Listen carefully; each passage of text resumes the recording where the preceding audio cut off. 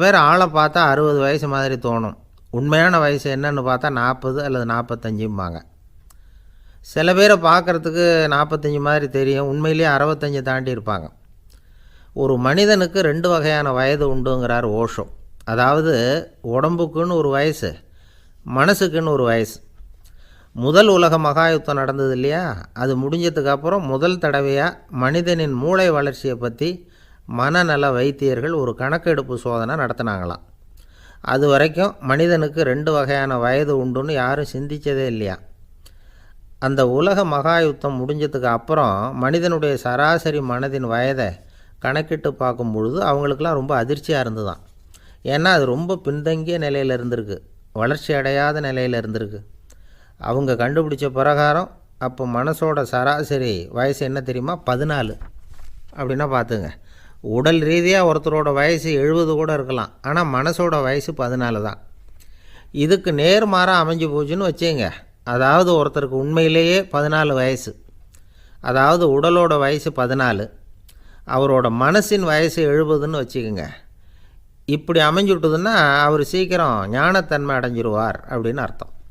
இப்போ நமக்கெல்லாம் உடம்போட வயசு மனசோட வயசு ரெண்டும் ஒன்றா இருந்துட்டால் அதுவே போதும், அதுவே பெரிய விஷயம். இப்போ எமர்சன் கிட்ட போய் ஒருத்தர் கேட்டாராம், உங்கள் வயசு என்ன அப்படின்னு. அவர் உடனே பதில் சொல்லியிருக்கார், 360 வருஷம் அப்படின்னாராம். கேட்டவர் குழம்பி போயிட்டார். அவர் என்ன சொல்கிறாரு, 360 வயசா? என்ன நம்ம காதில் தான் சரியாக விழலையா? எமர்சன் எப்பவும் உண்மையை பேசுகிற ஒரு சிறந்த அறிவாளி, அவர் இப்படிலாம் பொய் சொல்ல மாட்டாரே அப்படின்னு ஒரு யோசனை பண்ணிக்கிட்டே இவர் மறுபடியும் அவர் கிட்ட போனாராம். ஐயா, நீங்கள் சொன்னது சரியாக என் காதில் விழலை, அதனால் மறுபடியும் கேட்குறேன், உங்கள் வயசு என்ன அப்படின்னாராம். எமர்சன் மறுபடியும் சொல்லியிருக்கிறார், 360 வருஷம்னு. வந்தவருக்கு உண்மையிலேயே அதிர்ச்சியாக போட்டுது.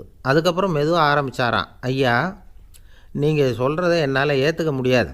எப்படி பார்த்தாலும் இப்போ உங்களுக்கு வயசு ஒரு 60க்கு மேலே இருக்காதுன்னு நினைக்கிறேன் அப்படின்னாராம். நீங்கள் சொல்கிறது சரிதான், அது என் உடம்போட வயசுன்னாராம் எமர்சன். அப்படின்னா ஏற்கனவே நீங்கள் சொன்னது அப்படின்னு கேட்டிருக்கார், அது என் மனசோட வயசு அப்படின்னாராம். நம்மளை பொறுத்த வரைக்கும் அறிவு தூசு படிஞ்சிருக்கு, அது மாதிரியே அன்பும் மாசுபட்டிருக்கு. இது ரெண்டையும் சுத்தம் பண்ண வேண்டியிருக்குது. அப்போ தான் நாம் சரியான வயசில் வாழ முடியும்.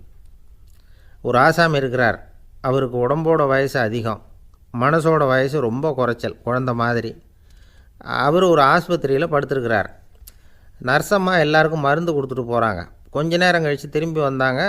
அப்போ இவர் அந்த அம்மாவை கூப்பிட்டு சொல்கிறார், இதை பாருங்கள் சிஸ்டர், நீங்கள் எல்லாருக்கும் சின்ன சின்ன மாத்திரையாக கொடுத்துட்டு எனக்கு மட்டும் நீளமான மாத்திரையாக கொடுத்துட்டீங்க. முழுங்கிறதுக்கு ரொம்ப கஷ்டமாக போச்சு. இனிமேல் எனக்கும் சின்ன மாத்திரையாக கொடுங்க சிஸ்டர் அப்படின்னாராம். அந்த அம்மா உடனே அதிர்ச்சியாகி தலையில் அடிச்சுக்கிட்டாங்களாம். நான் கஷ்டப்பட்டு மாத்திரையை முழுங்கினத்துக்கு நீங்கள் ஏம்மா தலையில் தட்டிக்கிறீங்க அப்படின்னு கேட்டிருக்காரு இவர். இதுக்கு அவங்க சொல்லியிருக்கிறாங்க, நான் உங்களுக்கு கொடுத்துட்டு போனது மாத்திரை இல்லைங்க, அது தெர்மாமீட்டர் அப்படின்னாங்க.